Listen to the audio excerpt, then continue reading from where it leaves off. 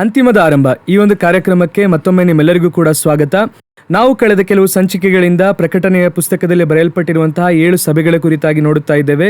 ಅದರಲ್ಲಿ ಕಳೆದ ಸಂಚಿಕೆಗಳಲ್ಲಿ 5 ಸಭೆಗಳ ಕುರಿತಾಗಿ ನೋಡಿದ್ದೇವೆ. ಇವತ್ತು ಪ್ರಾಮುಖ್ಯವಾಗಿ 6ನೇ ಸಭೆ ಫಿಲಿಡೆಲ್ಫಿಯ ಸಭೆ. ಈ ಸಭೆ ಕುರಿತಾಗಿ ನಾವು ಕೇಳುವರಾಗೋಣ. ಯಾಕಂದರೆ ಈ ಫಿಲಿಡೆಲ್ಫಿಯ ಸಭೆ ಬಹಳ ಎಲ್ಲರಿಗೂ ಚಿರಪರಿಚಿತವಾಗಿರುತ್ತೆ. ಯಾಕಂದರೆ ನಾವು ಎಲ್ಲಿ ನೋಡಿದ್ರು ಕೂಡ ಎಲ್ಲರೂ ಫಿಲಿಡೆಲ್ಫಿಯಾ ಎಂಬುದಾಗಿ ಹೆಸರಿಟ್ಕೊಂಡಿರ್ತಾರೆ. ಸೊ ಹಾಗಾದರೆ ಆ ಫಿಲಿಡೆಲ್ಫಿಯ ಸಭೆಯ ಕುರಿತಾಗಿ ನಾವು ಇವತ್ತು ತಿಳಿದುಕೊಳ್ಳೋಣ. ಆ ಫಿಲಿಡೆಲ್ಫಿಯ ಸಭೆ ಯಾವ ರೀತಿಯಾಗಿ ನಮಗೆ ಆತ್ಮಿಕವಾದ ಸತ್ಯಗಳು ನಮಗೆ ತಿಳಿಸುತ್ತದೆ ಎಂಬುದಾಗಿ ಆ ಸಭೆಯ ಕುರಿತಾಗಿ ಇವತ್ತು ನಮ್ಮ ಮಧ್ಯದಲ್ಲಿರುವಂತಹ ಸೇವಕರೊಂದಿಗೆ ನಾವು ಅದನ್ನು ಕೇಳಿ ತಿಳಿದುಕೊಳ್ಳೋಣ. ಬನ್ನಿ. Praise Lord. Praise Lord. ಅದರ ಕಳೆದ ಕೆಲವು ಸಂಚಿಕೆಗಳಿಂದ 5 ಸಭೆಗಳ ಕುರಿತಾಗಿ ನೋಡಿದ್ವಿ. ಇವತ್ತು ಬಹಳ ಪ್ರಾಮುಖ್ಯವಾಗಿ ಫಿಲಿಡೆಲ್ಫಿಯ ಸಭೆ. ಯಾಕೆ ಇದು ಫಿಲಿಡೆಲ್ಫಿಯ ಸಭೆ ಇವತ್ತು ಪ್ರಾಮುಖ್ಯ ಅಂತ ಹೇಳ್ತೀನಿ, ವಿಶೇಷ ಅಂತ ಹೇಳ್ತೀನಿ ಅಂತ ಹೇಳಿದ್ರೆ, ಈ ಫಿಲಿಡೆಲ್ಫಿಯ ಸಭೆ ಎನ್ನುವಂಥದ್ದು ಎಲ್ಲರೂ ಕೂಡ ಅವರ ಸಭೆಗೆ ಫಿಲಿಡೆಲ್ಫಿಯಾ ಅಂತ ಇಟ್ಕೊಂಡಿರ್ತಾರೆ. ಸೊ ಎಲ್ಲ ಕಡೆ ನಾವು ಕಳೆದ ಸಂಚಿಕೆಯಲ್ಲಿ ಮಾಡಿದಂಥ 5 ಸಭೆಗಳ ಹೆಸರು ಯಾರು ಇಟ್ಕೊಂಡಿರ್ತಾರೋ ಗೊತ್ತಿಲ್ಲ, ಬಟ್ ಆದರೆ ಫಿಲಿಡೆಲ್ಫಿಯಾ ಎನ್ನುವಂಥ ಸಭೆ ಹೆಸರು ಎಲ್ಲ ಇಟ್ಕೊಂಡಿರ್ತಾರೆ. ಸೊ ಎಲ್ಲರಿಗೂ ಈ ಫಿಲಿಡೆಲ್ಫಿಯಾ ಅನ್ನೋ ಪದ ಎಲ್ಲರಿಗೂ ಗೊತ್ತು, ಬಟ್ ಈ ಫಿಲಿಡೆಲ್ಫಿಯಾ ಸಭೆಯ ಕುರಿತಾಗಿ ದೇವ್ರ ವಾಕ್ಯ ಏನು ಹೇಳುತ್ತೆ, ಅದರಲ್ಲಿರುವಂಥ ಆಳವಾದ ಸತ್ಯ ಏನೆಂಬುದಾಗಿ ಅನೇಕರಿಗೆ ಗೊತ್ತಿರೋದಿಲ್ಲ. ಸೊ ಅದರ ಕುರಿತಾಗಿ ನೀವು ಹೇಳೋದಾದ್ರೆ ಅದು ಬಹಳ ಅನುಕೂಲವಾಗಿರುತ್ತೆ. ಫಿಲಿಡೆಲ್ಫಿಯಾ ಸಭೆ ಮಾತ್ರ ಅಲ್ಲ, ಸ್ಮುರ್ನ ಸಭೆ ಕೂಡ ಬಹಳ ಮಂದಿ ಹೆಸರಿಡ್ತಾರೆ, ಸ್ಮುರ್ನ ಹೆಸರಿಡುತ್ತೆ. ಕಾರಣ ಏನಂತ ನೋಡುವುದಾದರೆ 7 ಸಭೆಗಳಲ್ಲಿ 2 ಸಭೆಗಳಲ್ಲಿ ಮಾತ್ರ ನೋ ಫಾಲ್ಟ್, ಯಾವ ವಿಧವಾಗಿರುವ ಕೊರತೆ ಇಲ್ಲದ ಸಭೆ. ಎಲ್ಲ ಸಭೆಗೂ ಒಂದು ಕೊರತೆ ಇರುತ್ತೆ. ದೇವ್ರು ಹೇಳ್ತಾ ಬರ್ತಾರೆ, ಆದ್ಯಲಿದ್ದ ಪ್ರೀತಿಯನ್ನು ಬಿಟ್ಬಿಟ್ಟು ಎಂಬುದಾಗಿ ನಿನ್ನ ಮೇಲೆ ಒಂದು ತಪ್ಪು ಸಭೆಗಾಗುತ್ತೆ ಅಂತ ಹೇಳ್ತಾರೆ. ಸ್ಮುರ್ನ ಸಭೆ ಬಳಿ ಕೊರತೆ ಇರಲ್ಲ. ಪೆರ್ಗಮ ಸಭೆ ಬಳಿ ಹೇಳ್ಬೇಕಾದ್ರೆ, ನೀನು ಬಂದು ಬಿಡಾಮಲ ಪ್ರದೇಶವನ್ನು ಕೈಗೊಳ್ತಿದೀಯಾ, ನಿಕೋಲಾಯಿತರ ಧರ್ಮದವರಿಗೆ ಸ್ಥಳ ಕೊಡ್ತೀಯಾ. ತುವತೆರ ಬಳಿ ಹೇಳ್ಬೇಕಾದ್ರೆ ಎಜುಬೇಲ್ ಆತ್ಮಕ್ಕೆ ಸ್ಥಳ ಕೊಡ್ತೀಯಾ, ಆ ರೀತಿಯಾಗಿ ಹೇಳ್ತಾರೆ. ಇವಾಗ ಸಾರ್ದಿಸ್ಗೆ ಹೇಳ್ಬೇಕಾದ್ರೆ ಸತ್ತ ಕ್ರಿಯೆ ನನ್ನ ಬಳಿ ಇದೆ, ಅದನ್ನು ಬಿಟ್ಬಿಡು ಅಂತ ಆ ರೀತಿ ಹೇಳ್ತಾರೆ. ಆದರೆ ಫಿಲಿಡೆಲ್ಫಿಯಾ ಬಳಿ ಏನು ಹೇಳುವುದಿಲ್ಲ. ಲವೋದಿಕೀಯ ಬಳಿ ಹೇಳ್ಬೇಕಾದ್ರೆ ಅದು ಬೇರೆ ಥರ ವಿಷಯ, ಬೇರೆ ಕೊರತೆ ಮಾತ್ರ ಹೇಳ್ತಾರೆ. ಹಾಗಾದರೆ ಈ ಫಿಲಿಡೆಲ್ಫಿಯಾ ಸ್ಮುರ್ನ ಯಾವ ಕೊರತೆ ಇಲ್ಲದಿರುವಂಥ ಸಭೆ ಅಂತ ನೋಡ್ತೀವಿ. ಆದ್ದರಿಂದ ಬಹುತೇಕವಾಗಿ ನೀವು ನೋಡುವುದಾದರೆ 99.9 ನನಗೆ ತಿಳಿದಿರೋ ಪ್ರಕಾರ ಈ ಸ್ಮುರ್ನ ಹೆಸರಲ್ಲೂ ಸಭೆ ಇರುತ್ತೆ, ಫಿಲಿಡೆಲ್ಫಿಯಾ ಹೆಸರಲ್ಲೂ ಸಭೆಗಳು ಇರುತ್ತೆ. ಅನಂತರ ಎಪೇಸ, ಸಾರ್ದಿಸ್ ಇದರಲ್ಲಿ ಬಹಳ ಸಭೆಗಳು ಇರುವುದಿಲ್ಲ, ಮೇ ಬಿ ಇರ್ಬೋದೇನೋ ಲೋಕದಲ್ಲಿ, ನನಗೆ ಗೊತ್ತಿದ್ದು ಇಲ್ಲ. ಆ ರೀತಿ ಇರುವಲ್ಲಿ ಫಿಲಿಡೆಲ್ಫಿಯಾ ಯಾಕೆ ಅಂತ ಒಂದು ಹೆಸರು ಮೊದಲದ ನಾವು ನೋಡೋಣ. ಆ ಹೆಸರಿಗೆ ಅರ್ಥವೇನು ಅಂತ ಕೇಳುವುದಾದರೆ, ಇದು ಬಂದು ಒಂದು ಗ್ರೀಕ್ ಅರಸನು ಬಂದು ಅವರ ಸಹೋದರ ಹೆಸರಲ್ಲಿರುವಂತಹ ಒಂದು ಹೆಸರದು. ಫಿಲಿಡೆಲ್ಫಿಯಾ ಎನ್ನುವಂತಹ ಪದದ ಅರ್ಥ ಅಂತ ಕೇಳಿದ್ರೆ ಸಹೋದರ ಸ್ನೇಹ ಎಂಬುದಾಗಿ ಅರ್ಥ. ಕ್ರಿಸ್ತಪೂರ್ವ ಅಂದರೆ ಯೇಸು ಕ್ರಿಸ್ತನಿಗಿಂತ ಮುಂಚೆ ಇದ್ದಂತಹ ಅರಸರುಗಳು, ಯುಮನಸ್ ಅಂತ ಹೇಳ್ತಾರೆ. ಆ ಅರಸನ ಕಾಲಘಟ್ಟದಲ್ಲಿ ಅವನ ತಮ್ಮ, ಅವರ ಮೇಲಿರುವಂತಹ ಪ್ರೀತಿಯಿಂದ ಆ ಹೆಸರು ಹೇಳಲ್ಪಡುತ್ತೆ ಫಿಲಿಡೆಲ್ಫಿಯಾ, ಸಹೋದರ ಸ್ನೇಹ, ಬ್ರದರ್ಲಿ ಲವ್ ಎಂಬುದಾಗಿ ಹೇಳ್ತಾರೆ. ಸೊ ಈ ಒಂದು ಹೆಸರೇ ಅದಕ್ಕೆ ಹೇಳಲ್ಪಡುವಂಥದ್ದಾಗಿದೆ. ಆ ಒಂದು ಟ್ವಿನ್ ಸಿಟಿ ಎಂಬುದಾಗಿ ಹೇಳ್ತಾರೆ. 2 ಸೇರಿಯೇ ಫಿಲಿಡೆಲ್ಫಿಯಾ ಎನ್ನುವಂತಹ ಫಿಲ್ಡೆಲ್ಫಿಯಾ 2 ಸೇರಿರುವಂಥದ್ದೇ ಆ ಸಿಟಿ. ಆ ಫಿಲಿಡೆಲ್ಫಿಯಾ ಎನ್ನುವಂಥ ಹೆಸರು ಯಾಕೆ ದೇವರು ಚೂಸ್ ಮಾಡ್ತಾರೆ? ಸಹೋದರ ಸ್ನೇಹ ಎನ್ನುವುದು ಈಗ ಸ್ಪಿರಿಚುವಲ್ ಆಗಿ ನೋಡಬೇಕು. ಇವಾಗ ಇದು ಬಂದು ಹಿಸ್ಟಾರಿಕಲ್ ಆಗಿ ನಾವು ನೋಡಿದ್ವಿ. ಸ್ಪಿರಿಚುವಲ್ ಆಗಿ ನೋಡ್ಬೇಕಾದ್ರೆ ಯಾಕೆ ದೇವರು ಇದನ್ನು ಚೂಸ್ ಮಾಡ್ತಾರೆ ಅಂತ ನೀವು ಕೇಳುವುದಾದರೆ, ಈ ಫಿಲಿಡೆಲ್ಫಿಯಾ ಎನ್ನುವಂತಹ ಸಹೋದರ ಸ್ನೇಹ ಕರೆಕ್ಟಾಗಿ ಸಾರ್ದಿಸ್ ಸಭೆಯ ಕಾಲ ಯಾವ ಮುಗಿಯುತ್ತೆ ಅಂದರೆ 1980 ಅದು ಮುಗಿಯುತ್ತೆ. ಅಂದರೆ ಲೋಕಪೂರ್ತಿಯಾಗಿದ್ದಂತಹ ಪೋಪ್ ಅರಸನ ಒಂದು ಕಾಲಘಟ್ಟ ಮುಗಿಯುತ್ತೆ. ನೆಪೋಲಿಯನ್ ಅವರನ್ನ ಹಿಡಿದು ಸೆರೆಮನೆಗೆ ಹಾಕ್ತಾರೆ. ರಾಜಕೀಯ ಬದಲಾವಣೆ, ಸಭೆಯಲ್ಲಿ ಒಂದು ಬದಲಾವಣೆ. ಈಗ ಅನಂತರ 17th century 1780s ನೀವು ನೋಡುವುದಾದರೆ ಮೊಟ್ಟ ಮೊದಲು ಮಿಷನರಿ ಸಂಸ್ಥೆಗಳು ಆರಂಭವಾಯಿತು. ಮಿಷನರಿ ಸಂಸ್ಥೆಗಳು ನಾವು ಹೇಳುವಂತಹ ಇವತ್ತು ಇರುವಂತಹ ಸಭೆಗಳ ಬೇಸ್ ಪೂರ್ತಿಯಾಗಿ ಮಿಷನರಿಗಳು ಎಂಬುದಾಗಿ ಒಬ್ಬರು ಇಲ್ಲದಿದ್ದರೆ ಇವತ್ತಿರುವಂತಹ ಸಭೆಗಳು ಏನೂ ಇಲ್ಲ. ಅದುವೇ ಬಹಳ ಮುಖ್ಯ. ಇವಾಗ ಪೌಲ ಬಂದು ಆರಂಭದಲ್ಲಿ ನೋಡುವುದಾದರೆ ಬೋಧಕರಾಗಿಯೂ ಪ್ರವಾದಿಗಳಾಗಿಯೂ ಇದ್ದರು ಎಂಬುದಾಗಿ 13ನೇ ಅಧ್ಯಾಯ ಅಪೊಸ್ತಲರ ಕೃತ್ಯದಲ್ಲಿ ಓದ್ತೀವಿ ನಾವು. ಅನಂತರ ಅನ್ಯ ಜನಾಂಗದವರಿಗೆ ಅಪೊಸ್ತಲರು ಅಂತ ಹೇಳ್ತಾರೆ. ಸುವಾರ್ತೆ ಸಾರುವ ಹಾಗೆ ಎಲ್ಲ ಸೇವೆಯನ್ನು ಅವ್ರು ಮಾಡ್ತಾರಲ್ವಾ. ಆದರೆ ಮಿಷನ್ನ ಫಸ್ಟ್ ಮಿಷನರಿ ಯಾರು ಅಂತ ನಮಗೆ ತಿಳಿದಿರೋ ಪ್ರಕಾರ ಬೈಬಲ್ ಪ್ರಕಾರ ಪೌಲನೇ. ಅವರೇ ಮಿಷನರಿ ಪ್ರಯಾಣ. ಯಾಕಂದ್ರೆ ಬೈಬಲ್ ನೋಡ್ಬೇಕಾದ್ರೆ ಮಿಷನರಿ ಪ್ರಯಾಣ ಮ್ಯಾಪ್ ಇರುತ್ತೆ ಪೌಲನಲ್ಲಿ. ಈ ಮಿಷನ್ ಎನ್ನುವಂತಹ ಉದ್ದೇಶ ಅಂತ ಕೇಳುವುದಾದರೆ, ಹೋಗಿ ಒಬ್ಬರನ್ನ ಭೇಟಿ ಮಾಡಿ ಆ ಮಿಷನ್ನ ಬರ್ಡನ್ ಇದೆ ಅಲ್ವಾ, ಇದು ಆರಂಭದಲ್ಲಿ ಪೌಲ್ ಕಾಲದಲ್ಲಿ ಇತ್ತು. ಆದರೆ ಪ್ರಪಂಚ ವ್ಯಾಪಿಸುವ ಹಾಗೆ ಮಿಷನ್ ಬರ್ಡನ್ ಆರಂಭವಾಗಿದ್ದು ಯಾವಾಗ ಅಂತ ಕೇಳಿದ್ರೆ 18th century, ಪ್ರತ್ಯೇಕವಾಗಿ 1780s ನಂತರ ಆರಂಭವಾಗುತ್ತದೆ. 17ನೇ ಶತಮಾನದಲ್ಲಿ 1780ರಲ್ಲಿ ಆ ಕಾಲಘಟ್ಟದಲ್ಲಿ ಆರಂಭವಾಗುತ್ತದೆ. ಮಿಷನ್ ಸಂಸ್ಥೆಗಳು ಬಹಳ ದೊಡ್ಡ ಮಟ್ಟದಲ್ಲಿ ಪ್ರಪಂಚ ವ್ಯಾಪಿಸುವ ಹಾಗೆ ಎಲ್ಲಿವರೆಗೂ ಅಂತ ಕೇಳಿದ್ರೆ ಹೆಚ್ಚು ಕಡಿಮೆ 19th century ಇವತ್ತವರೆಗೂ ಕೂಡ ಮಿಷನ್ ಸಂಸ್ಥೆಗಳಿದೆ. ಬಹಳ ದೊಡ್ಡ ಮಿಷನರಿ ಸಂಸ್ಥೆಗಳು ಇವತ್ತು ಕೂಡ ಮಾಡ್ತಾ ಇದ್ದಾರೆ. ಆದರೆ ಇವೆಲ್ಲದಕ್ಕೂ ಆರಂಭ ಎಲ್ಲಿದೆ ಅಂತ ನೋಡೋದಾದರೆ ಅಲ್ಲೇ ಆರಂಭ ಆಗುತ್ತೆ. ಪ್ರಪಂಚ ವ್ಯಾಪಿಸುವಂಥ ಮಿಷನರಿಗಳು ಮೊಟ್ಟ ಮೊದಲು ಹೊರಡುವುದು ಬಂದು ನೋಡುವುದಾದರೆ ಐರೋಪ್ಯ ದೇಶದಿಂದಲೇ ಅವರು ಮಿಷನರಿಗಳು ಹೊರಡುತ್ತಾರೆ. ಆದರೆ ಇವಾಗ ನಮಗೆ ನೀವು ನೋಡುವುದಾದರೆ ಥೋಮ ಬಂದು ಮೊದಲ ಮಿಷನರಿಯಾಗಿ ನಮಗೆ ಬರ್ತಾರೆ. ಮೊದಲ ಶತಮಾನದಲ್ಲಿ ಕ್ರಿಸ್ತಶಕ 52ರಲ್ಲಿ ಬಂದರು ಎಂಬುದಾಗಿ ನಾವು ನೋಡ್ತೀವಿ. ಆದರೆ 12 ಅಪೊಸ್ತಲರು ಎಲ್ಲ ಸ್ಥಳಕ್ಕೆ ಹೋದರು. ಈ ಸಹೋದರ ಸ್ನೇಹ, ಈ ಭಾರದೊಂದಿಗೆ ಜನಗಳನ್ನ ಕಾಪಾಡಬೇಕು ಎನ್ನುವಂತಹ ಪ್ರೀತಿ ಇದೆಯಲ್ಲ ಬರೆದಲಿಲ್ಲವು. ಅವರು ಹೋಗಿ ಆ ಮಿಷನ್ಸ್ನ ಪ್ರಧಾನ ಉದ್ದೇಶ ಏನು ಅಂತ ನೀವು ನೋಡುವುದಾದರೆ ಅಲ್ಲಿ ಒಬ್ಬ ಬೋಧಕನು ಇದ್ದಾರೆ. ಅವರು ಒಂದು ಗ್ರಾಮಕ್ಕೆ ಹೋಗುತ್ತಾರೆ. ಆ ಗ್ರಾಮಕ್ಕೆ ಹೋಗಿ ಅಲ್ಲಿ ಸಭೆ ಇರುವ ಸ್ಥಳದಲ್ಲಿ ಸಭೆ ಆರಂಭಿಸ್ತಾರೆ. ಅಲ್ಲಿ ಸಭೆಯನ್ನು ಆರಂಭಿಸಿ ಅವರು ಅಲ್ಲೇ ತಾನೇ ಇರ್ತಾರೆ. ಕೆಲವು ಬೋಧಕರು ತಮ್ಮ ಜೀವನ ಪೂರ್ತಿಯಾಗಿರ್ತಾರೆ. ಮ್ಯಾಕ್ಸಿಮಮ್ ಇದುವೇ ಅದು ಸಭಾಪಾಲಕನ ಸೇವೆ. ಇವಾಂಜಲಿಸ್ಟ್ ಏನ್ ಮಾಡ್ತಾರೆ ಅಂತ ಕೇಳುವುದಾದರೆ, ಒಂದು ಸ್ಥಳಕ್ಕೆ ಹೋಗಿ ಸುವಾರ್ತೆಯನ್ನು ಸಾರ್ತಾರೆ. ಹೇಳಿ ಮುಗಿಸಿ ಅಲ್ಲಿ ಸ್ವಲ್ಪ ವಿಶ್ವಾಸಿಗಳು ಬರೋ ಆರಂಭಿಸಿದ ನಂತರ ಒಬ್ಬ ಪಾಲಕರ ಕೈಯಲ್ಲಿ ಒಪ್ಪಿಸ್ಕೊಟ್ಟು ಮುಂದೆ ಹೋಗ್ತಾರೆ. ಹಲವು ಸಂದರ್ಭಗಳಲ್ಲಿ ಅಪೊಸ್ತಲರ ಸೇವೆವಾಗಿತ್ತು, ಇವಾಗ ಬಹಳ ಕಡಿಮೆಯಾಗಿದೆ. ಆರಂಭದಲ್ಲಿ ಅಪೊಸ್ತಲರ ಸೇವೆನೇ ಮುಖ್ಯ. ಅದರ ಕೆಲಸವೇನೆಂದರೆ ಹೋಗಿ ಆರಂಭಿಸುವಂತಹ ಸಭೆಗಳಿಗೆ ಆ ವಾಕ್ಯದ ಕುರಿತಾಗಿ ಅಸ್ಥಿವಾರವನ್ನು ಹೇಳ್ಕೊಡ್ಬೇಕು. ವಾಕ್ಯ ಹಿಂಗೆ, ಸಭೆ ಹೀಗೆ ಕಟ್ಟಲ್ಪಡಬೇಕು ಎಂಬುದಾಗಿ ಎಲ್ಲವನ್ನು ಹೇಳ್ಕೊಡ್ತಾ ಇದ್ರು. ಅದರ ಬೇಸ್ನಲ್ಲಿ ಏನು ಕಟ್ಟಲ್ಪಡ್ತಿತ್ತು ಅಂತ ಕೇಳಿದ್ರೆ ಸಭೆ ಕಟ್ಟಲ್ಪಡ್ತಾ ಇತ್ತು. ಕೊನೆಯವರೆಗೂ ಅಪೊಸ್ತಲರ ಉಪದೇಶ ಬೇಸಾಗಿರ್ತಾ ಇತ್ತು. ಇದು ನಡೀತಾ ಇತ್ತು. ಆದರೆ ಮಿಷನರಿಗಳು ಎನ್ನುವರು ಯಾರು ಅಂತ ನೀವು ಕೇಳುವುದಾದರೆ, ಇವಾಗ ನೀವು ಹೋಗ್ತೀರಾ, ಒಂದು ಸ್ಥಳದಲ್ಲಿ ಆರಂಭಿಸ್ತೀರಾ, ಆರಂಭಿಸಿ ಸ್ವಲ್ಪ ಜನ ಬಂದಿದ್ದ ಕೂಡಲೇ ಅವರ ಕೈಯಲ್ಲಿ ಕೊಟ್ಟು ನೀವು ಹೊರಟ್ಬಿಡ್ತೀರಾ. ಅಲ್ಲಿಂದ ಮತ್ತೊಂದು ಕಡೆ ಹೋಗ್ತೀರಾ, ಅಲ್ಲಿ ಆರಂಭಿಸ್ತೀರಾ, ಕೊಟ್ಟು ಹೊರಡ್ತೀರಾ ಅಲ್ಲಿಂದ. ಇವಾಂಜಲಿಸ್ಟ್ಗೂ ಇವ್ರಿಗೆ ಏನು ವ್ಯತ್ಯಾಸ ಇದೆ ಅಂತ ನೀವು ಕೇಳುವುದಾದರೆ, ಒಂದು ವೇಳೆ ಇವಾಂಜಲಿಸಮ್ ಬಂದು ಗಾಸ್ಪಲ್ ಹೇಳ್ತಾರೆ, ಇವರನ್ನು ಚರ್ಚ್ನೇ ಆರಂಭಿಸ್ತಾರೆ. ಚರ್ಚನ್ನೇ ಆರಂಭಿಸಿ ರೆಡಿ ಮಾಡಿ ಅದನ್ನು ಕೊಟ್ಟು ಅವರು ಮುಂದೆ ಹೋಗ್ತಾರೆ. ಅಲ್ಲಿ ಹೋಗಿ ಗಾಸ್ಪಲ್ ಹೇಳಿ ಹೋಗುವಂಥ ಮಿಷನರೀಸು ಇದ್ದಾರೆ, ಬಹಳ ಮಂದಿ ಇದ್ದಾರೆ. ಆದರೆ ಮಿಷನರಿಗಳ ಸೇವೆ ಇಲ್ಲದೆ, ಮಿಷನರಿಗಳು ಎಂಬುದಾಗಿ ಒಬ್ಬರಿಲ್ಲದೆ ಈ ಕಡೆಯ ಕಾಲದ ಕ್ರೈಸ್ತತ್ವ ಇಲ್ಲ. ಅವರು ಹಾಕಿದಂತಹ ಬೇಸ್ನಲ್ಲಿ ಇವತ್ತು ನಾವಿದ್ದೀವಿ, ಸಭೆಗಳು ನಡೆಸ್ತಾ ನಾವು ಇದ್ದೀವಿ. ಬುಕ್ಸ್ ಅಲ್ಲಿ ನೋಡ್ಬೇಕಾದ್ರೆ ಬದರ ಅನೇಕ ಕಡೆಯಲ್ಲಿ ಆಫ್ರಿಕಾ ಆಗಿರ್ಬೋದು, ಏಷ್ಯಾ ಆಗಿರ್ಬೋದು, ನೀವು ಹೇಳ್ದಂಗೆ ಪ್ರಪಂಚದ ಎಲ್ಲಾ ದೇಶಗಳಲ್ಲೂ ಕೂಡ ಈ ಮಿಷನರಿ ಹೋದ ನಂತರವಾಗಿ ಆ ದೇಶದಲ್ಲಿ ಸುವಾರ್ತೆ ಎಲ್ಲ ತಲುಪ್ತಲ್ಲ ದೇಶಕ್ಕೆ. ಅಂದರೆ ನನ್ನ ಒಂದು ವಿಷಯ ಸರಿಯಾಗಿರುವುದಾದರೆ ನಾನು ಹೇಳುವಂಥದ್ದು, ನಾನು ಓದಿದಿಟ್ಟು ಹೇಳ್ತಾ ಇದ್ದೀನಿ, ಒಬ್ಬ ಮಿಷನರಿಯ ರಕ್ತ ಸುರಿಸಲ್ಪಡದ ಖಂಡನೇ ಇಲ್ಲ. ಆಸ್ಟ್ರೇಲಿಯಾ ಆಗಿರ್ಬೋದು, ಆಫ್ರಿಕಾ ಆಗಿರ್ಬೋದು, ಏಷ್ಯಾ ಆಗಿರ್ಬೋದು, ಅಮೆರಿಕ ಆಗಿರ್ಬೋದು, ಒಬ್ಬ ಮಿಷನರಿಯ ರಕ್ತ ಸುರಿಸಲ್ಪಡದಿರುವಂತಹ ಖಂಡವೇ ಇಲ್ಲ. ಅಷ್ಟರ ಮಟ್ಟಿಗೆ ಮಿಷನರಿಗಳ ಒಂದು ಬರ್ಡನ್, ರಕ್ತ ಸುರಿಸಲ್ಪಟ್ಟಿದೆ.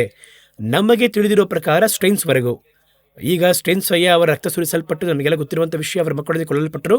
ಇವತ್ತು ಕೂಡ ಮಿಷನರಿಗಳು ಕೊಲ್ಲಲ್ಪಡ್ತಾನೆ ಇದ್ದಾರೆ ಅಲ್ಲಿ. ಹೌದು, ಹಲವು ದೇಶಗಳಲ್ಲಿ, ಯಾಕೆ ನಮ್ಮ ದೇಶದಲ್ಲಿ ಕೂಡ ನಾರ್ತ್ ಇಂಡಿಯಾದಲ್ಲಿ ಬಹಳ ಸ್ಥಳಗಳಲ್ಲಿ ಇದೆ. ಸೊ ಮಿಷನರಿಗಳ ಒಂದು ರಕ್ತ ಬಂದು ಅಷ್ಟು ಪವರ್ಫುಲ್ ಆಗಿರುವಂಥದ್ದು. ನಾವು ಯೌವನ ಪ್ರಾಯದಲ್ಲಿ ಇರಬೇಕಾದ್ರೆ ಬಹಳ ಕಥೆಗಳು, ಮಿಷನರಿಗಳ ಜೀವನ ಚರಿತ್ರೆ ಓದಬೇಕಾದ್ರೆ ಎಲ್ಲರಿಗೂ ತಿಳಿದಿರುವಂತಹ ಬಹಳ ಮುಖ್ಯವಾಗಿರೋ ಮಿಷನರಿ ಪುಸ್ತಕ ಬಂದು ಪಡುವ ಸಂಕಷ್ಟದಲ್ಲಿ ದೊಡ್ಡ ಜಯ, ಅಂದರೆ ರಿಚರ್ಡ್ ಉಂಬ್ರಾಂಡ್ ಅವರ ಒಂದು ಪುಸ್ತಕ ಟಾರ್ಚರ್ಡ್ ಫಾರ್ ಕ್ರೈಸ್ಟ್. ಅದನ್ನು ಓದದೇ ಇರುವಂತಹ ವಿಶ್ವಾಸನೇ ಇರಲು ಸಾಧ್ಯವಿಲ್ಲ ಆ ಒಂದು ಕಾಲಘಟ್ಟದಲ್ಲಿ. ಇವಾಗಿರುವವರಿಗೆ ಬುಕ್ ಓದುವಂತ ಅಭ್ಯಾಸನೇ ಇಲ್ಲ, ಮಿಷನರಿಗಳ ಬಗ್ಗೆ ಓದುವಂತ ಅಭ್ಯಾಸನೇ ಇಲ್ಲ. ಸೊ ಅದೊಂದು ಒಂದು ವಿಷಯ. ಮತ್ತೊಂದು ನನ್ನ ಬಹಳ ಕದಲಿಸಿದಂತಹ ಒಂದು ವಿಷಯ, ಒಂದು ಪುಸ್ತಕ ಯಾವುದು ಅಂದ್ರೆ ವನ್ಯ ಎಂಬುದಾಗಿ. ರಷ್ಯಾದಲ್ಲಿರುವಂತಹ ಒಂದು ಯಂಗ್, ಒಬ್ಬ ಯೌವನಸ್ಥ ಸೈನ್ಯದ ವೀರ. ಅವರು ಕಮ್ಯುನಿಸಂ ದೇಶದಲ್ಲಿದ್ದಾರೆ. ಅವತ್ತು ರಷ್ಯಾ ಬಂದು ಕ್ರೈಸ್ತತ್ವಕ್ಕೆ ಡೆಡ್ ಮೋಸ್ಟ್ ಅಗೇನ್ಸ್ಟ್ ಆಗಿರುವಂತಹ ಒಂದು ದೇಶವಾಗಿತ್ತು. ಆ ಒಂದು ದೇಶದಲ್ಲಿ ಕರ್ತನಿಗಾಗಿ ರಕ್ತಸಾಕ್ಷಿಯಾಗಿ ಸತ್ತಂತ ಒಬ್ಬ ಮನುಷ್ಯ, ಅವನ ಜೀವನದಲ್ಲಿ ದೇವರು ಮಾಡಿದ ಅದ್ಭುತಗಳು ನನ್ನ ಯೌವನ ಪ್ರಾಯದಲ್ಲಿ ಬಹಳ ಪ್ರಯೋಜನವಾಗಿತ್ತು. ವನ್ಯ ಬಗ್ಗೆ ಓದುವುದು ಬಹಳ ಯೂಸ್ಫುಲ್ ಆಗಿತ್ತು. ಅದೇ ರೀತಿ ಆಫ್ರಿಕಾಗೆ ಹೋದಂತಹ ಡೇವಿಡ್ ಲಿವಿಂಗ್ಸ್ಟನ್ ಆಗಿರ್ಬೋದು, ಈ ರೀತಿ ಎಲ್ಲರ ಜೀವನ ಚರಿತ್ರೆ, ಮಿಷನರಿಗಳು ನಮ್ಮೆಲ್ಲರ ಕುರಿತಾಗಿ ಮಾತಾಡಬೇಕು ಅಂದ್ರೆ ಇದು ಸಾಲಲ್ಲ. ಇವತ್ತು ಸಭೆ ಬಗ್ಗೆ ನಾವು ನೋಡಕ್ಕಾಗಲ್ಲ ಮೇಲೆ. ಸೊ ಈ ಒಂದು ಮಿಷನರಿಯ ಒಂದು ಕಾನ್ಸೆಪ್ಟ್ ಹೇಳುವಂಥದ್ದು ಈ ಫಿಲಡೆಲ್ಫಿಯಾ ಎನ್ನುವಂತ ಸಭೆ. ಆದರೆ ಆ ಕಾಲಘಟ್ಟದಲ್ಲಿ ಕರ್ತನು ಹೇಳುತ್ತಾರೆ, ನಿನಗೆ ತೆರೆದ ಬಾಗಿಲ ನಿನ್ನ ಮುಂದೆ ಇಟ್ಟಿದ್ದೇನೆ. ಹೌದು, ಅದರ ಅರ್ಥವೇನೆಂದರೆ ಮಿಷನರಿಗಳು ಎಲ್ಲೆಲ್ಲೆಲ್ಲ ಹೋದ್ರೋ ಎಲ್ಲಾ ಸ್ಥಳಗಳಲ್ಲಿಯೂ ರಕ್ತ ಸುರಿಸುವುದು ಒಂದು ಕಡೆ, ಉಪದ್ರವ ಎನ್ನುವಂಥದ್ದು ನಮ್ಮ ಸಭೆಗೆ ಎಲ್ಲ ಕಾಲದಲ್ಲಿಯೂ ಇದೆ. ಇವತ್ತಿರುವವರೇ ಉಪದ್ರವ ಇಲ್ಲೆನ್ನುವಂತ ಹೊಸ ಪ್ರಸಂಗವನ್ನು ತಂದಿದ್ದಾರೆ ಇಲ್ವಾ? ಉಪದ್ರವ ಬಂದು ಯಾವ ಕಾಲದ ಆರಂಭವಾಯಿತು ಅಂದ್ರೆ ಯೇಸು ಕ್ರಿಸ್ತನಿಗೆ ಆರಂಭವಾದಂತಹ ಉಪದ್ರವ ಇವತ್ತು ಮುಕ್ತಾಯಕ್ಕೆ ಬರಲಿಲ್ಲ. ಯಾವಾಗ ಅದು ಮುಕ್ತಾಯಕ್ಕೆ ಬರುತ್ತೆ ಅಂತ ಕೇಳಿದ್ರೆ, ಇವರು ಹೋಗಿ ಪರಲೋಕದಲ್ಲಿ ನಿಲ್ತಾರೆ, ಸಿಂಹಾಸನ ಮುಂಭಾಗದಲ್ಲಿ 7ನೇ ಅಧ್ಯಾಯ 9ನೇ ವಾಕ್ಯ ಪ್ರಕಟಣೆ ಪುಸ್ತಕದಲ್ಲಿ. ಇವರು ಎಲ್ಲಿಂದ ಬಂದರು ಅಂತ ಕೇಳಿದ್ರೆ, ಇವರು ಬಹಳ ಉಪದ್ರವದಿಂದ ಬಂದರು, ಅಲ್ಲಿ ಉಪದ್ರವ ಮುಕ್ತಾಯವಾಗುತ್ತೆ. ಅಲ್ಲಿಯವರೆಗೂ ಉಪದ್ರವ ಸಭೆಗೆ ಮುಗಿಯಲ್ಲ. ಲೋಕದಲ್ಲಿ ನಮಗೆ ಉಪದ್ರವ ಉಂಟು ಎಂಬುದಾಗಿ ಯೇಸು ಹೇಳ್ತಾರಲ್ವಾ? ಸೊ ಇವತ್ತು ಇವರು ಬಂದು ಉಪದ್ರವಕ್ಕೆ ಹೋಗ್ಬೇಕಾದ್ರೆ ಅದು ಒಂದು ಕಡೆ ಪಾರ್ಟ್, ಅದು ಕ್ರೈಸ್ತತ್ವ ಜೀವನದಲ್ಲಿ ಮಿಷನ್ ಲೈಫಲ್ಲಿ ಒಂದು ಪಾರ್ಟ್ ಅದು.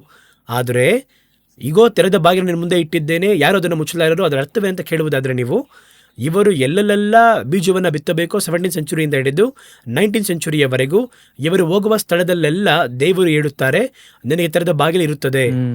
ತನ್ನ ಅಡ್ರೆಸ್ ಮಾಡಬೇಕಾದ್ರೆ ಇವ್ರಿಗೆ ಏನು ಹೇಳ್ತಾರೆ ಅಂತ ಹೇಳಿದ್ರೆ, ಒಬ್ಬನು ತೆರೆಯಲಾರದಂತೆ ಮುಚ್ಚುವಾತನು, ಮುಚ್ಚದಂತೆ ತೆರೆಯುವಾತನು ಹೇಳುವುದೇನೆಂದರೆ ಎಂಬುದಾಗಿ ಹೇಳ್ತಾರೆ.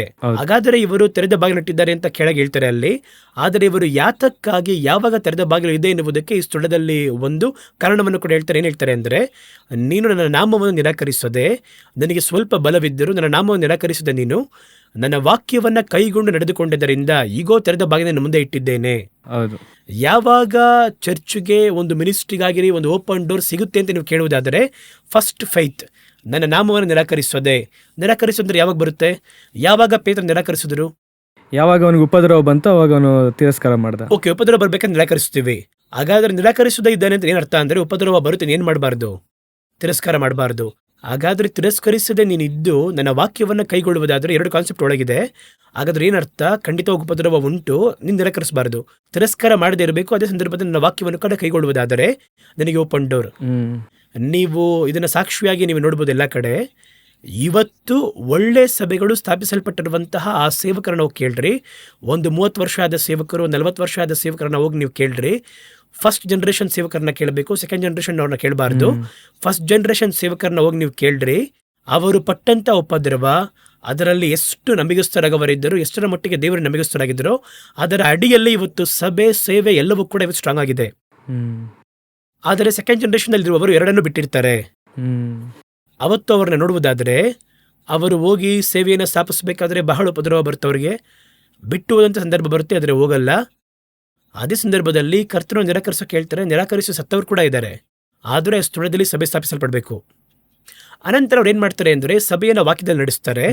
ನನ್ನ ವಾಕ್ಯವನ್ನು ಕೈಗೊಂಡು ನಡೆದ ಪ್ರಕಾರ ಆ ಒಂದು ಸಭೆಯನ್ನು ನೋಡಬೇಕಾದ್ರೆ ದೇವರದ್ದು ಓಪನ್ ಡೋರ್ ಕೊಡ್ತಾರೆ. ಆ ಗ್ರಾಮ ರಕ್ಷಣೆ ಹೊಂದುತ್ತೆ, ಆ ಒಂದು ಜೀವ ರಕ್ಷಣೆ ಹೊಂದುತ್ತೆ. ಇವೆರಡನ್ನ ಫೇಸ್ ಮಾಡುವಂಥ ಮಿಷನರಿ, ಇವೆರಡನ್ನ ಫೇಸ್ ಮಾಡುವಂತಹ ಸಭೆ ಸೇವಕ ಖಂಡಿತವಾಗಿ ತೆರೆದ ಬಾಗಿಲನ್ನೇ ನೋಡ್ತಾನೆ. ಈಗ ಇದು ವಾಗ್ದಾನ, ಹೌದು, ಇದು ವಾಗ್ದಾನ. ಆದರೆ ಇವತ್ತೇನು ನಡೀತದೆ ಅಂತ ನೀವು ಕೇಳುವುದಾದರೆ ಉಪದ್ರವ ಇರಬಾರ್ದು. ಅದೇ ಸಂದರ್ಭದಲ್ಲಿ ತಿರಸ್ಕರಿಸುವುದು ಅಂತ ನೋಡುವುದಾದ್ರೆ ಏನಂದ್ರೆ ಯೇಸುವನ್ನ ಬಂದು ನಾವು ಯೇಸುವನ್ನ ಯಾವ ದೇವರು ಅಂತ ಹೇಳಲಿಲ್ಲ, ನಮ್ಗೆ ಗೊತ್ತಿಲ್ಲ ಅಂತ ಯಾವತ್ತು ಹೇಳಲಿಲ್ಲ, ಅದಂತಾನೆ ಪೇತ್ರ ಹೇಳಿದ್ರು ಅಂತ ಹೇಳ್ತಾರೆ. ಆ ತಿರಸ್ಕಾರ ಅಲ್ಲ ಅಲ್ಲಿ. ಈಗ ಯೆಜಬೇಲರು ಪಂಕ್ತಿಯಲ್ಲಿ ಕೂರಿಸೋರಲ್ವಾ, ಪಂಕ್ತಿಯಲ್ಲಿ ಕೆಲವೊಂದು ಆ ಪ್ರವಾದಿಗಳು ಊಟ ಮಾಡಿದ್ರು ಅಂತ ಬೈಬಲ್ ಹೇಳುತ್ತೆ. ಕೆಲವೊಂದು ಪ್ರವಾದಿಗಳು ಊಟ ಮಾಡಿದ್ ಏನ್ ಮಾಡಿದ್ರು ಅಂದ್ರೆ ಗವಿಯೊಳಗೆ ಹೋಗಿ ಮರೆಯಾದರು ಅಂತ ಇದೆ. ಎಲಿಯನ್ನುವಂತಹ ಪ್ರವಾದಿ ವಿರೋಧ ಮಾಡಿದ್ರು ಅಂತ ಇದೆ. ಇದುವೇ ತಿರಸ್ಕಾರ ಇಲ್ಲದೆ ಇರುವುದು. ಎಲ್ಲರೂ ಒಂದು ಕಾರ್ಯವನ್ನ ತಪ್ಪು ಮಾಡಬೇಕಾದ್ರೆ ಆದ್ರೆ ನಾನು ಮಾಡೋದಿಲ್ಲ ಎಂಬುದಾಗಿ ಹೇಳ್ತೀವಲ್ವಾ, ಅದು ತಿರಸ್ಕರಿಸದೆ ನಿಲ್ಲುವಂಥದ್ದು. ಸೇರಿ ಮಾಡ್ತಾರಲ್ಲ, ಅದು ತಿರಸ್ಕರಿಸುವುದು. ನೀವು ಯೇಸುವನ್ನ ನೇರವಾಗಿ ತಿರಸ್ಕರಿಸಲ್ಲ, ಆದರೆ ಮರೆಮುಖವಾಗಿ ತಿರಸ್ಕರಿಸ್ತೀರಾ. ಅದು ಹೆಂಗೆ ನೀವು ಕೇಳುವುದಾದರೆ ಇಬ್ರಿಯರಲ್ಲಿ ದೇವರು ಹೇಳ್ತಿರೋ ಒಂದು ವಾಕ್ಯದಲ್ಲಿ, ಅವರು ಪರಿಶುದ್ಧಾತ್ಮರನ್ನ ಪಡೆದು ಇನ್ನು ಮುಂದೆ ಬರುವಂತಹ ಫಲವನ್ನು ಅರಿತು ತಿರಸ್ಕರಿಸಿ ಹೋದವರಂತ ಇರುತ್ತೆ. ತಿರಸ್ಕರಿಸಿ ಹೋದವರನ್ನ ಮತ್ತೆ ಕಾಪಾಡಕ್ಕಾಗದೇ ಇರುವಂತಹ ಒಂದು ಕಾರ್ಯ. ಅವರು ಮತ್ತೆ ಅವರನ್ನ ಶಿಲುಬೆಯಲ್ಲಿ ಜಡಿಯುತ್ತಾರೆ ಎಂಬುದಾಗಿ ವಾಕ್ಯ ಹೇಳುತ್ತೆ. ಅಂದ್ರೆ ಏನರ್ಥ? ಲೋಕರೀತಿಯಾಗಿರುವ ಆಶೀರ್ವಾದದ ಹಿಂದೆ ನೀವು ಹೋಗಿ ನೀವು ಕೊಡಲ್ಪಟ್ಟಂತ ವಾಕ್ಯವನ್ನು ಬಿಟ್ಟು ನೀವು ಹೋಗ್ತೀರಾ ಅಲ್ವಾ, ಅದು ತಿರಸ್ಕರಿಸುವುದಕ್ಕೆ ಸಮಾನ ವಾಕ್ಯ ಹೇಳುತ್ತೆ. ಸೊ ಆ ರೀತಿ ಇದ್ದರೆ ತೆರೆದ ಬಾಗಿಲು ಇರುವುದಿಲ್ಲ. ಇವತ್ತು ನಾವು ಯಾವುದನ್ನ ಬೇಸ್ ಮಾಡಿ ಇದ್ದೇವೆ ಅಂತ ಹೇಳಿದ್ರೆ 2 ಕಾರ್ಯವನ್ನ ಬೇಸ್ ಮಾಡಿ ಇದ್ದೇವೆ. ಒಂದು ಫೈತ್, ಇನ್ನೊಂದು ವರ್ಡ್ ಆಫ್ ಗಾಡ್. ಅನಂತರ ದೇವ್ರು ಹೇಳ್ತಾರೆ ಅಲ್ಲಿ ನಿನಗೊಂದು ಶೋಧನೆ ಬರುತ್ತೆ. ಎಂತ ಶೋಧನೆ ಬರುತ್ತೆ ಅಂತ ಕೇಳುವುದಾದರೆ ಯಹೂದ್ಯರು ಎಂಬುದಾಗಿ ಹೇಳಿಯೂ ಯಹೂದ್ಯರಲ್ಲದಿದ್ದರೂ ಸುಳ್ಳು ಹೇಳುವಂತಹ ಸೈತಾನನ ಗುಂಪಿನವರು ಕೆಲವರು ಇದ್ದಾರೆ. ಇದು ಬಹಳ ಮುಖ್ಯವಾಗಿರುವ ವಿಷಯ.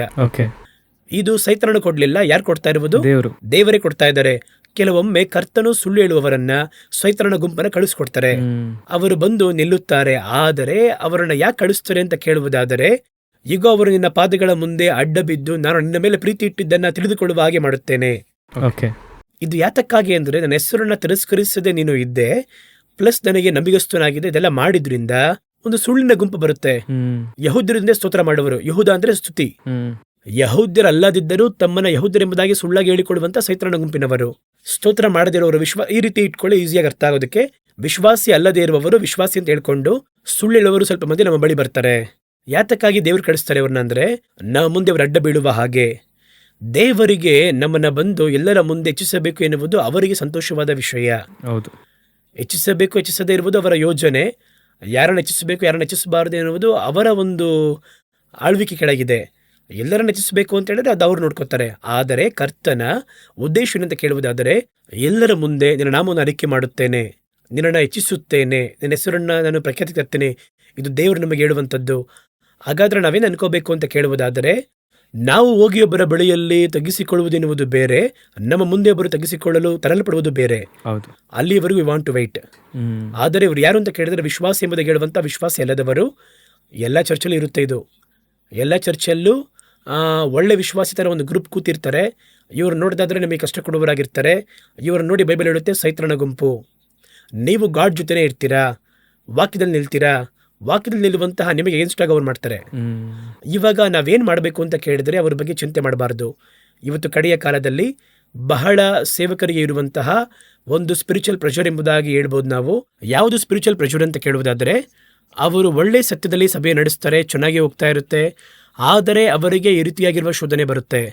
ಸ್ವಲ್ಪ ಮಂದಿ ಬರ್ತಾರೆ, ಬಂದು ನಿಮಗೆ ಸಭೆ ನಡೆಸಲು ಗೊತ್ತಿಲ್ಲ, ನೀವು ಈ ರೀತಿ ಮಾತಾಡ್ತಾನೆ ಇದ್ದರೆ ಸಭೆ ಬೆಳೆಯುವುದಿಲ್ಲ, ಸ್ವಲ್ಪ ನೀವು ಆಶೀರ್ವಾದವನ್ನು ಮಾತಾಡಿ, ಸಮೃದ್ಧಿಯನ್ನು ಮಾತಾಡಿ, ಅದನ್ನು ಮಾಡಿ ಇದು ಮಾಡಿ ಅಂತ ಹೇಳಿ ಅವರನ್ನು ಸ್ವಲ್ಪ ಕಲಕುವಂತೆ ಮಾಡ್ತಾರೆ. ಆಗ ಇವರು ಸತ್ಯದಲ್ಲಿ ನಿಲ್ಲುವಂತಹ ಪಾಸ್ಟರ್ ಆಗಿದ್ದರೆ ಏನಾಗುತ್ತೆ ಅಂತ ಕೇಳುವುದಾದರೆ, ಇಲ್ಲ ಇದೇ ಕರೆಕ್ಟ್, ನಾನು ಹಿಂಗೆ ಮಾತಾಡ್ತೀನಿ ಆ ರೀತಿಯಾಗಿ ಹೇಳ್ತಾರೆ. ಒಂದು ದಿನ ಬರುತ್ತೆ, ಇವರು ಬಂದು ಎಗೇನ್ಸ್ಟ್ ಆಗಿ ಮಾರ್ಪಡ್ತಾರೆ, ಸೈತಾನ ಗುಂಪಿನವರು. ಆದರೆ ಏನು ಮಾಡಬಾರ್ದು, ಕಾಂಪ್ರಮೈಸ್ ಆಗಬಾರ್ದು. ಹೌದು, ನಾನು ಹೀಗೆ, ನನ್ನ ಚರ್ಚ್ ಇದೇ ರೀತಿ, ನನ್ನ ಡಿಸೈನ್ ಇದುವೇ.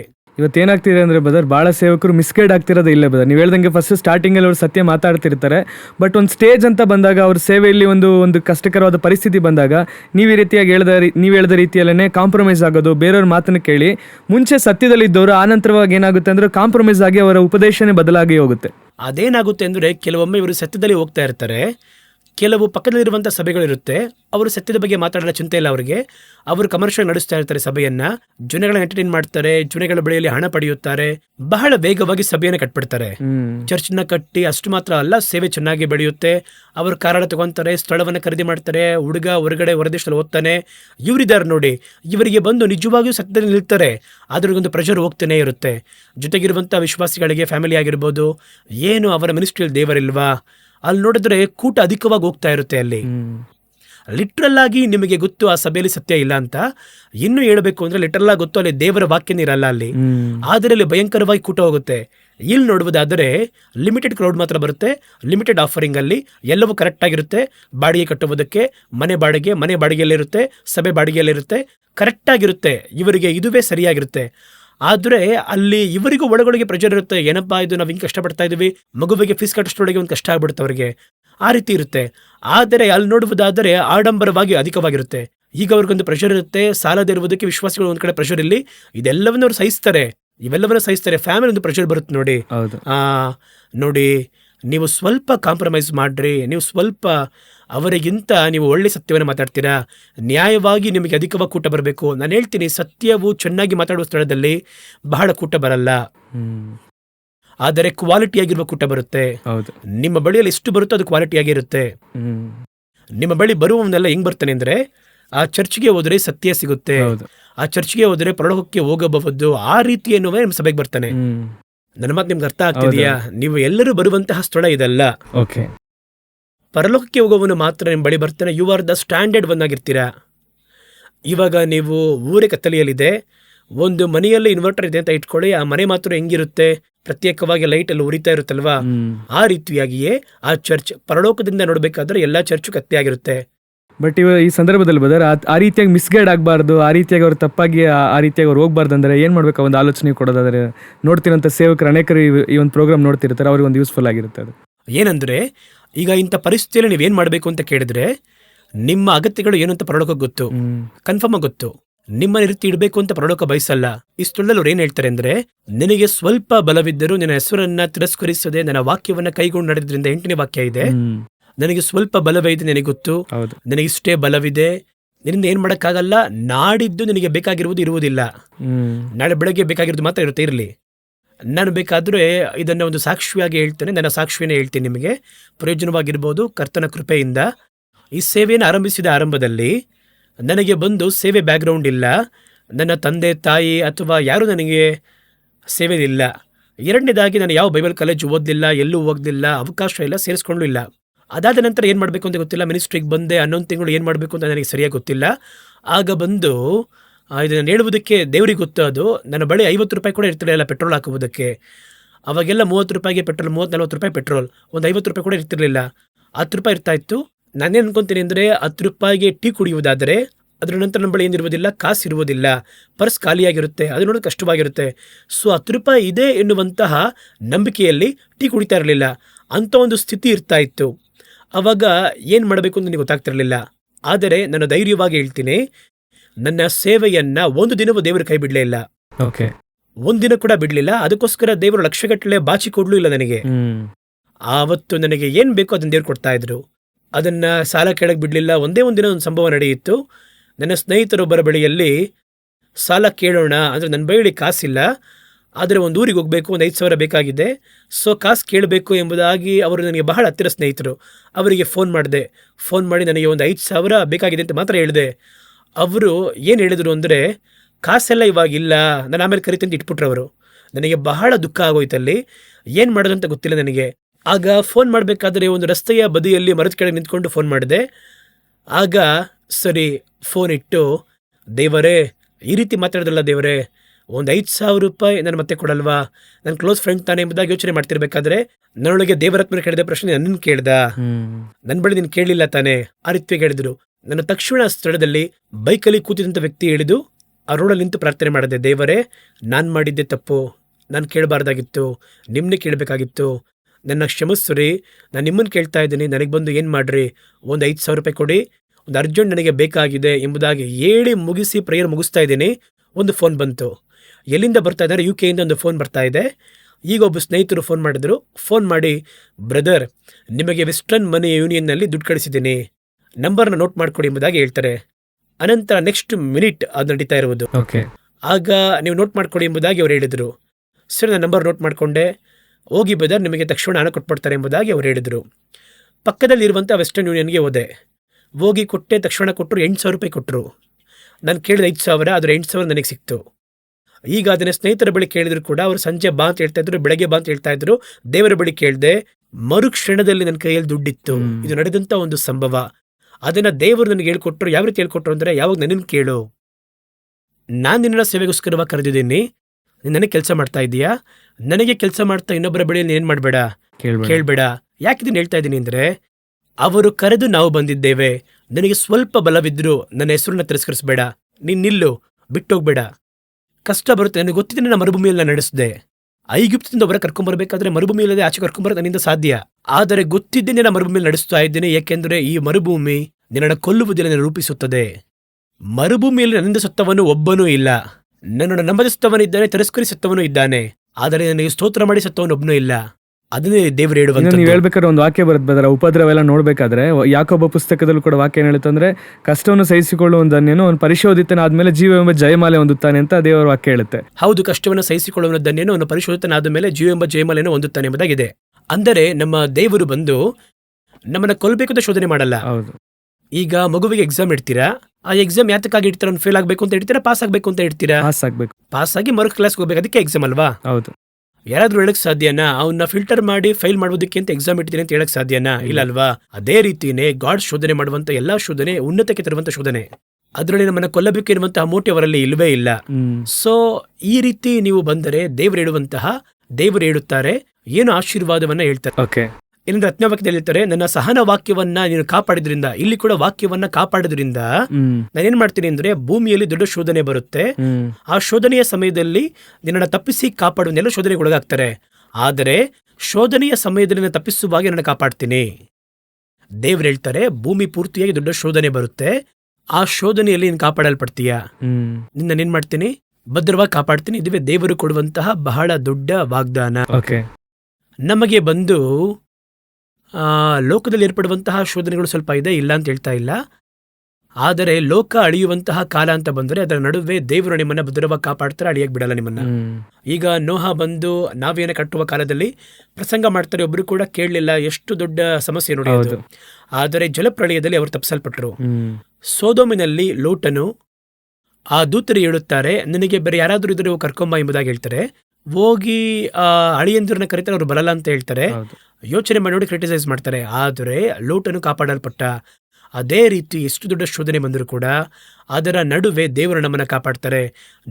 ನಮಗೆ ಶೋಧನೆ ಉಂಟು, ಆದರೆ ಲೋಕಪೂರ್ತಿ ಬರುವಂತಹ ಶೋಧನೆ ನಮಗೇನಿಲ್ಲ, ನಮಗೆ ಕಾಪಾಡುತ್ತಾರೆ ಎಂಬುದಾಗಿ ದೇವರು ಹೇಳ್ತಾರೆ. ಕೊನೆಯದಾಗಿ ಬಹಳ ಮುಖ್ಯವಾಗಿ 2 ವಿಷಯ ಇದೆ, ನಾನು ಮುಗಿಸ್ತೀನಿ ಇವತ್ತು. 12ನೇ ವಾಕ್ಯದಲ್ಲಿ ದೇವರು ಹೇಳ್ತಾರೆ, ಇವೆಲ್ಲದಕ್ಕಿಂತಲೂ ಬಹಳ ಮುಖ್ಯವಾಗಿ ನನಗೊಂದು ಆಶೀರ್ವಾದವನ್ನು ಕೊಡ್ತೀನಿ. ಏನು ಆಶೀರ್ವಾದ ಅಂತ ಕೇಳುವುದಾದರೆ, ನನ್ನ ತಂದೆ ಹೆಸರನ್ನ ಹೇಳುವೆನು, ಹೊಸ ಯೆರೂಸಲೇಮಿನ ದೇವರ ನಗರದ ಹೆಸರನ್ನು, ನನ್ನ ಹೊಸ ಹೆಸರನ್ನು ಬರೆಯುವೆನು.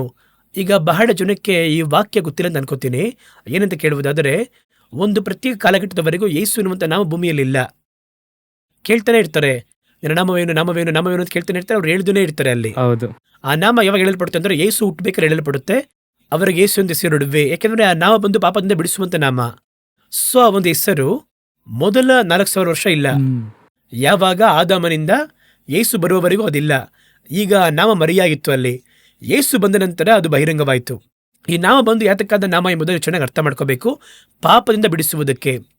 ಯೇಸು ಎಂಬುದಾಗಿ ಹೆಸರಿಡುವೆ, ಅವರು ತನ್ನ ಜನಗಳ ರಕ್ಷಿಸುವಾತನಾಗಿರ್ತಾನೆ ಅಂತ ಇದೆ. ಸರಿ, ಈಗ ಪಾಪವಿಲ್ಲದ ಲೋಕ ಬಂದಿತ್ತು, ಅವಾಗ ಯಾವ ನಾಮ ಇರುತ್ತೆ? ಬೇರೆ ನಾಮ ಇರುತ್ತೆ. ಬೇರೆ ನಾಮ ಅವರಿಗಿರುತ್ತೆ. ಇವಾಗ ಯಾವ ರೀತಿ ಯೇಸು ಬರುವುದಕ್ಕಿಂತ ಮುಂಚಿತವಾಗಿ ಯೇಸು ಭೂಮಿಯಲ್ಲಿದ್ದಾರೆ, ಆದರೆ ಹೌದು, ಲೋಕ ಉಂಟಾದಿಂದ ಆದಿಯಿಂದ ಇದ್ದಾರೆ. ಆ ಒಂದು ಹೆಸರು ಹಳೆಯ ಒಡಂಬಡಿಕೆಯಲ್ಲಿ ಇಲ್ಲ. ಹೌದು, ಅದುವರೆಗೂ ಅದು ಬಂದು ಅವರ ಸ್ವಭಾವದ ಬಗ್ಗೆ ಹೇಳ್ತಾ ಬರ್ತಾರೆ, ಇರುವಾತನೇ ಆಗಿದ್ದಾರೆ. ಹೌದು, ಅನಂತರ ಬಂದು ಯೆಹೋವ ಈರೆ, ಅವರು ಎಲ್ಲವೂ ನೋಡಿಕೊಳ್ಳುವ ದೇವರು. ಯೆಹೋವ ರಾಫ, ದೇವರು ಬಂದು ಸ್ವಸ್ಥಪಡಿಸುತ್ತಾರೆ, ಆತ್ಮವಾಗಿದ್ದಾರೆ, ಅದೆಲ್ಲ ಹೇಳ್ತಾರೆ. ಆದರೆ ಯೇಸು ಎನ್ನುವ ಪರ್ಟಿಕ್ಯುಲರ್ ಹೆಸರು ಬಂದು ಪ್ರಕಟವಾಗಲಿಲ್ಲ. ಯೇಸುವ ನಾಮ ಪ್ರಕಟವಾಗಲಿಲ್ಲ. ಹೌದು. ಯಾವಾಗ ಬರುತ್ತೆ? ಯೇಸು ಬರ್ಬೇಕಾದ್ರೆ ಬರುತ್ತೆ. ಹ್ಮ್. ಈಗ ಬಿಡುಗಡೆ ಆಯ್ತು, 1000 ವರ್ಷ ಆಳ್ವಿಕೆ ಕೂಡ ಮುಗಿದೋಯ್ತು, ನ್ಯಾಯ ತೀರ್ಪು ಮುಗಿದೋಯ್ತು. ಈಗ ಯಾವ ಹೆಸರು ಅವರಿಗೆ? ಇದರ ನಂತರ ಪಾಪಿ ಎನ್ನುವ ಒಬ್ಬನಿಲ್ಲ, ಹೌದು, ಬಿಡುಗಡೆಯ ಒಂದು ಕೆಲಸ ಕೂಡ ಅಲ್ಲಿಲ್ಲ. ಇದುವೇ ಸ್ಥಳದಲ್ಲಿ ಹೇಳ್ತಾರೆ, ನನ್ನ ಹೊಸ ಹೆಸರನ್ನ ಅವರ ಮೇಲೆ ಬರೆಯುವೆನು. ಓಕೆ, ಸರಿನಾ? ಹಾಗಾದ್ರೆ ಕ್ರೈಸ್ಟ್ನ ನ್ಯೂ ನೇಮ್. ಹ್ಮ್. ಎರಡನೇದಾಗಿ ನನ್ನ ದೇವರ ಹೆಸರನ್ನು. ಇಲ್ಲಿಯವರೆಗೂ ಯಾರಿಗೂ ದೇವರ ಹೆಸರು ಗೊತ್ತಿಲ್ಲ. ಹ್ಮ್. ಬಹಳ ಮಂದಿ ಹೇಳ್ತಾರೆ ಯೆಹೋವನೇ ಅವರ ಹೆಸರು ಎಂಬುದಾಗಿ. ಯೆಹೋವ ಎನ್ನುವಂಥದ್ದು ತಂದೆಯ ಹೆಸರು ಅಲ್ಲ. ಯೆಹೋವ ಎನ್ನುವ ನಾಮಕ್ಕಿನ ಅರ್ಥ ಅಂದ್ರೆ YHWH, ಅದರ ಒಂದು ಅರ್ಥ. YHWH ಅಂದ್ರೆ ಏನಂತ ಅರ್ಥ ಅಂದ್ರೆ ಯಾವ ಎಂಬುದಾಗಿ ಹೇಳ್ತಾರೆ, ನಾವ್ ಹೇಳ್ತೀವಿ. ಅದ್ರ ಅರ್ಥ ಏನಂದ್ರೆ ಇಗೋ ಕೈ ಇಗೋ ಮೊಳೆ ಅಂತ ಅರ್ಥ. YHWH ಎನ್ನುವಂಥದ್ದನ್ನ ಇಬ್ರು ಭಾಷೆಯಲ್ಲಿ ಬರೆಯುವುದಾದರೆ ಇಗೋ ಕೈ ಇಗೋ ಮೊಳೆ ಎಂಬುದಾಗಿ ಅರ್ಥ. ಇಗೋ ಕೈ ಇಗೋ ಮೊಳೆ ಅಂದ್ರೆ ಏನರ್ಥ? ಯಾರನ್ನ ಸೂಚನೆ ಮಾಡುತ್ತೆ? ಯೇಸು ಸ್ವಾಮಿನ ಸೂಚನೆ ಮಾಡುತ್ತೆ. ಅವರ ಕೈಗಳಿಗೆ ಮೊಳೆ ಜಡಿಯಲ್ಪಟ್ಟಿತ್ತು. ಆದ ಸಂದರ್ಭದಲ್ಲಿ ಕಲ್ಲಿನ ನಲಿಗೆಗಳ ಮೇಲೆ ಅವರು ಬರೆದು ಕೊಟ್ಟಂತ ತನ್ನ ಕೈಗಳಿಂದ ಬರೆದರು ಎಂಬುದಾಗಿದೆ ಅಲ್ವಾ. ಒಂದು ಕಲ್ ಮೇಲೆ ನೀವು ಬರಿಬೇಕು ಅಂದ್ರೆ ಏನಿಟ್ಟು ಬರಿತೀರಾ? ಕಲ್ ತಗೊಂಡೇ ಬರಿಬೇಕು. ಒಂದು ಕಲ್ ತಗೊಂಡು ನಾವು ಬರಿಬೇಕು. ಆ ಕಲ್ ಮೇಲೆ ಬರಿಬೇಕಾದ್ರೆ ಏನಿಟ್ಟು ನಾವು ಬರಿತೀವಿ ಅದನ್ನ? ಆ ಕಲ್ಲಿಗೆ ಸೀಮಿತವಾದ ಒಂದು ಮೊಳೆ ಇರುತ್ತೆ, ಅದರಲ್ಲೇ ನಾವು ಅದನ್ನ ಕೆತ್ತುತ್ತೇವಲ್ವಾ. ಆ ಒಂದು ಶಿಲ್ಪಿಯಲ್ಲಿ ಇಟ್ಕೊಂಡಿರ್ತಾರೆ, ಆ ಒಂದು ಮೊಳೆನೇ ಅವರ ಕೈ. ತನ್ನ ಕೈಗಳ ಮುಖಾಂತರವಾಗಿ ಬರೀತಾರೆ ಅಂತ ಹೇಳಿದ್ರೆ ಒಂದು ಮೊಳೆ ಇಟ್ಟು ಯಾವ ರೀತಿ ಬರಿಬೇಕೋ ಆ ಧರ್ಮಶಾಸ್ತ್ರವನ್ನ ಕೊಟ್ಟರು, ಆ ಕಲ್ಲಿನ ಅಲಿಗೆಗಳನ್ನ. ಹೊಸ ಒಡಂಬಡಿಕೆಯಲ್ಲಿ ಆ ಕೈಯನ್ನ ಮೊಳೆಯಲ್ಲಿ ಹೊಡೆದ್ರು, ಆ ಧರ್ಮಶಾಸ್ತ್ರ ಅಂತ್ಯಕ್ಕೆ ಅದು ಬಂದಿತ್ತು. ಸೊ ನನ್ನ ಕೈಗಳನ್ನ ಮುಟ್ಟು ನೋಡು, ಹೊಸ ಒಡಂಬಡಿಕೆ ಬಂತು ಎಂಬುದಾಗಿ ಅರ್ಥ. ಸೊ ಇವಾಗ ಏನ್ ಅರ್ಥ ಅಂತ ಕೇಳಿದ್ರೆ, ಹಳೆಯ ಒಡಂಬಡಿಕೆಯಲ್ಲಿರುವುದು ಯೇಸು ಕ್ರಿಸ್ತನೇ. ಯೆಹೋವ ಎಂಬುದಾಗಿ ಯಾರನ್ನ ಅವ್ರು ಹೇಳ್ತಾರೋ ಅದು ಕ್ರೈಸ್ಟ್ ಬಗ್ಗೆನೇ ಹೇಳ್ತಾರೆ. ಅವರೇನು ಹೇಳ್ತಾರೆ ಅಂತ ಹೇಳಿದ್ರೆ ಯೆಹೋವ ಎನ್ನುವುದು ತಂದೆಯ ನಾಮ. ಎಲ್ಲೋ ರೀತಿ ಇಲ್ಲ. ಒಂದು ಸ್ಥಳದಲ್ಲಿ ಕೂಡ ಯೆಹೋವ ತಂದೆ ಎಂಬುದಾಗಿ ಹೇಳಲ್ಪಟ್ಟಿಲ್ಲ. ತಂದೆಯ ನಾಮ ಯಾರಿಗೂ ಗೊತ್ತಿಲ್ಲ, ಹೇಳಲ್ಪಡಲೇ ಇಲ್ಲ. ಅದು ಯಾವಾಗ ಬರುತ್ತೆ ಅಂದ್ರೆ ಇಲ್ಲೇ ಹೇಳ್ತಾರೆ, ನನ್ನ ದೇವರ ಹೆಸರನ್ನು. ಆ 12ನೇ ವಾಕ್ಯದಲ್ಲಿದೆ. ಸೊ 3 ಹೆಸರನ್ನ ಹೇಳ್ತಾರೆ. ಒಂದು ದೇವರ ಹೆಸರು, ಒಂದು ಹೊಸ ಯೆರೂಸಲೇಮಿನ ಹೆಸರು, 3ನೇದಾಗಿ ಬಂದು ನನ್ನ ಹೊಸ ಹೆಸರು, ಯೇಸುವಿನ ನ್ಯೂ ನೇಮ್. ಈಗ ಹೊಸ ಯೆರೂಸಲೇಮ್ ಅಂತ ಇದೆ ಅಲ್ವಾ, ಮತ್ತೆ ಯಾಕೆ ಹೊಸ ಯೆರೂಸಲೇಮಿಗೆ ಹೆಸರು ಅಂತ ಹೇಳ್ಬೋದು? ಹೊಸ ಯೆರೂಸಲೇಮ್ ಎನ್ನುವುದು ಹೆಸರಲ್ಲ. ಅಲ್ಲಿ ಒಂದು ಮಗು ಹುಟ್ಟಿದೆ ಅಂತ ನೋಡುವುದಾದರೆ ಒಂದು ಮಗು ಎನ್ನುವುದು ಹೆಸರ? ಅದಕ್ಕೆ ಇಲ್ಲ, ಅದಕ್ಕೆ ಹೆಸರು ಇಡ್ತೀರಲ್ವಾ. ಹೌದು. ಹೊಸ ಯೆರೂಸಲೇಮ್ ಅಂತ ಒಂದಿತ್ತು, ಈಗ ಹೊಸ ಯೆರೂಸಲೇಮ್ ಅಂತ ಬಂದಿದೆ, ಅದೇ ಅದಕ್ಕೆ ಹೆಸರು ಬೇರೆ. ಓಕೆನಾ? ಸೊ ಹೊಸ ಯೆರೂಸಲೇಮಿಗೆ ಒಂದು ಹೆಸರಿದೆ, ತಂದೆಗೆ ಒಂದು ಹೆಸರಿದೆ, ಮಗನಿಗೆ ಒಂದು ಹೆಸರಿದೆ.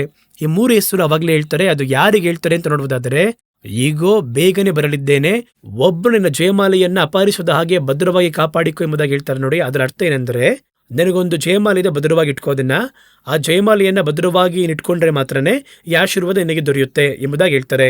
ಜಯಮಾಲೆ ಅಂದ್ರೆ ಏನು ಆ ರೀತಿ ಕೇಳುವುದಾದರೆ, ಯಾಜಕಕಾಂಡ 21ನೇ ಅಧ್ಯಾಯ 17ನೇ ವಾಕ್ಯದಲ್ಲಿ ದೇವರು ಹೇಳುತ್ತಾರೆ, ಅವರ ಅಭಿಷೇಕ ತೈಲ ಎನ್ನುವಂತಹ ಕಿರೀಟ ಅವನ ಮೇಲೆ ಇದೆಯಲ್ಲ ಎಂಬುದಾಗಿ ಹೇಳ್ತಾರೆ. ಸೇವಕನಿಗೆ ಒಂದು ಜಯಮಾಲೆ ಕಿರೀಟ ಏನಂದ್ರೆ ಅಭಿಷೇಕ. ಸೊ ದೇವರಾತ್ಮನ ಕೊಡ್ತಾರೆ. ಸೊ ಅವರು ಕೊಡುವಂತಹ ಅಭಿಷೇಕ ಇದೆಯಲ್ಲ, ಆ ಒಂದು ಅಭಿಷೇಕವನ್ನ. ಸೊ ಇವಾಗ ಇದನ್ನ ಪೂರ್ತಿಯಾಗಿ ಹೇಳ್ತೀನಿ ನೋಡಿ. ನನ್ನ ನಾಮವನ್ನು ತಿರಸ್ಕರಿಸದೆ ನನ್ನ ವಾಕ್ಯವನ್ನ ಕೈಗೊಂಡು ನನ್ನ ಅಭಿಷೇಕವನ್ನ ಭದ್ರವಾಗಿ ನೀನು ಕಾಪಾಡಿಕೊಂಡ್ರೆ, ನನಗೆ ತೆರೆದ ಬಾಗಿಲನ್ನು ಇಟ್ಟಿದ್ದೇನೆ, ನೀನು ಭದ್ರವಾಗಿರು. ನಿನ್ನ ಮುಂದೆ ಎಲ್ಲರೂ ಅಡ್ಡ ಬೀಳುವರು, ಆದರೆ ಅಭಿಷೇಕವನ್ನ ಕೊನೆಯವರೆಗೂ ಭದ್ರವಾಗಿಟ್ಟುಕೋ. ಆ ರೀತಿ ಇಟ್ಕೊಂಡಿದ್ರೆ ನನ್ನ ತಂದೆಯ ನಾಮ, ನನ್ನ ನಾಮ ಹೊಸ ಯೆರೂಸಲೇಮ್ 3 ನಿನಗೆ ನಾನು ಏನ್ ಮಾಡ್ತೀನಿ ಕೊಡ್ತೀನಿ.